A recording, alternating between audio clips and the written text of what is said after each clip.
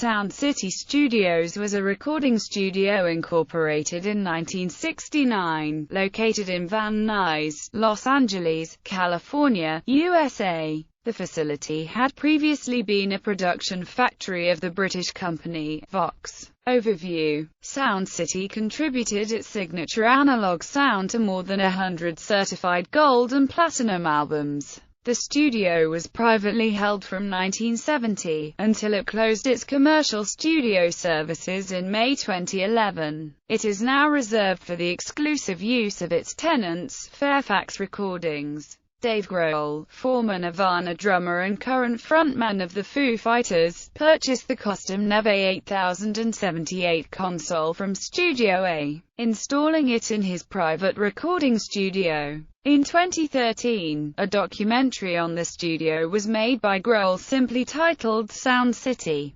History. Early days. The studio was run by Joe Gottfried and Tom Skeeter, two guys who wanted to start a record company and got into artist management. After a rough start, Skeeter ponied up $75,175 to buy a state-of-the-art recording console from Rupert Neve, a British electronics genius who built technologically advanced audio gear, one of four in the world, a 28-input, 16-bus, 24-monitor 8028 with 1085 EQs and no automation. During 1969, Sound City hosted the David Briggs Productions' 12 Dreams of Dr. Sardonicus by Spirit and After the Gold Rush by Neil Young. On a more infamous note, cult leader Charles Manson made some recordings in Studio B, just a few months before the Manson family crime spree in the summer of 1969. In the 1970s, Neil Young, Dr. John, Spirit, Crazy Horse, Nitty Gritty Dirt Band, along with other bands recorded music at the studio. Shelter Records founders Leon Russell and Denny Cordell found in L.A., home at Sound City as well, recording Leon Russell, Delaney and Bonnie, and Joe Cocker. Thanks to the Shelter founders, Sound City hosted a young band from Florida named Mudcrutch in 1974,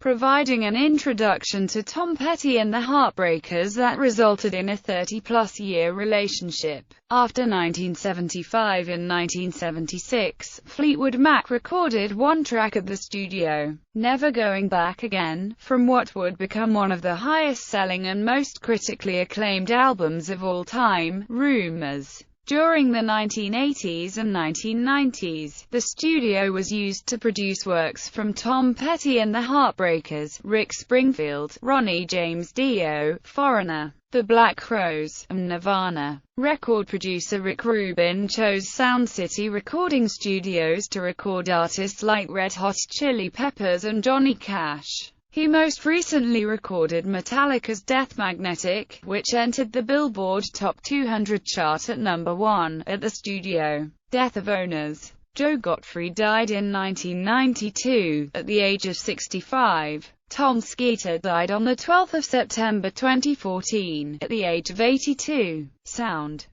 City Studios prided themselves on having a very particular sound when it came to recording drums. Studio drummer and Toto member, Jeff Porcaro, insisted that you only had to set up to the drums in order to get a good drum sound. Guitars sound pretty much the same everywhere, says famed producer Rick Rubin, but drums change from room to room, and the sound at Sound City was among the best. Producer Greg Fidelman recorded the sound of a bass drum from each of the big recording studios in the Los Angeles area, subsequently playing the sample for Metallica without divulging from which studio the sound had originated. Based upon this sample, the band chose Sound City Studios to record Death Magnetic. In addition, when asked by Nine Inch Nails to be a guest drummer on some songs, Dave Grohl agreed only if the songs were to be recorded at Sound City Studios. According to an article called L.A. Grapevine, the interior of the main studio has never been painted over, nor were its linoleum tiles changed, due to fear that the change would directly affect the legendary sound quality of the room. Discography.